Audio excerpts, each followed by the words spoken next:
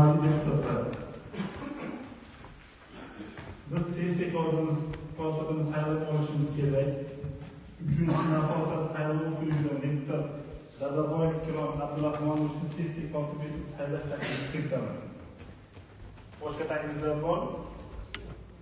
Taklif qilingan mavzuga qo'l ko'tarib ovoz berishingizni so'rayman. Rozilar, qarshilar, betaraflar yo'q. Rahmat, tasdiqlandi. Deputat Dadaboyev Ikrom sessiya kotibi etib saylandi. Sessiya kotibidan o'z joyingizni egallashingizni so'rayman. Rahmat.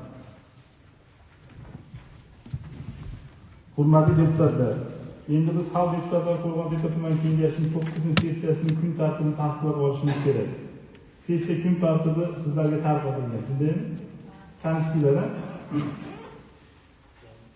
Taklif etilayotgan kun tartibi yuzasidan boshqa qo'shimchalar yoki takliflar bormi? Agar yo'q bo'lsa, kun tartibini tasdiqlash masalasini ovozga qo'yaman. Rozilar, qarshilar, betaraflar yo'q. Kun tartibi tasdiqlandi.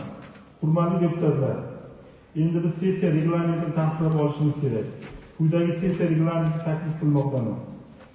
Ma'ruzalar uchun 20 daqiqagacha, so'zga chiquvchilar va munosabat bildiruvchilar uchun 10 daqiqagacha, savol-javoblarga 5 daqiqagacha vaqt bersak. Boshqa takliflar bormi?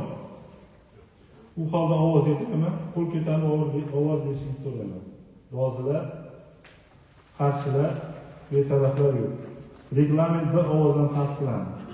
Hurmatli deputatlar, sessiya kun tartibidagi masalalarni muhokama qilishga o'tamiz. Birinchi masalamiz O'zbekiston Respublikasi Prezidentining 2025-yil 3-yanvardagi birinchi sonlik 2025-yilda respublika mahallalarida xavfsiz muhitni yaratish va huquqbuzarlikni barvaqt oldini olish tizimini samaradorligini yanada oshirish bo'yicha chora-tadbirlar to'g'risidagi qaror ijrosini ta'minlash maqsadida 2025-yil 9 oylik davomida amalga oshirilgan ishlar yuzasidan hisobot berish uchun so'z Qo'rg'on-Tepa tuman prokurori Abduvohobov Xurshidbek Umaraliyevga berishimiz kerak edi. Hozir viloyat yig'ilishlari uchun prokuratura tergovchisi Shakirbekov Shohjahonga beramiz. Marhamat. Endi Shohjahon bitta masala kecha doimiy komissiyada ko'rganmiz. Ozgina fikr nimalaringizni bildirib qo'ysiz, marhamat.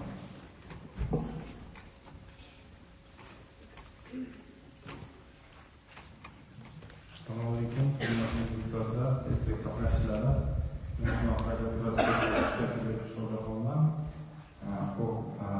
Demak, O'zbekiston Respublikasi Prezidentining 2025-yil 3-yanvardagi insoniy qaror ijrosi yuzasidan tuman prokurorimizning axborotnomasini o'qib eshitiraman. O'zbekiston Respublikasi Prezidentining 2025-yil 3-yanvar kungi 2025-yilda respublika mahallalarida xavfsiz muhitni yaratish, huquqbuzarlikni barvaqt oldini olish tizimini samaradorligini yanada oshirish bo'yicha chora-tadbirlar to'g'risidagi birinchi sonli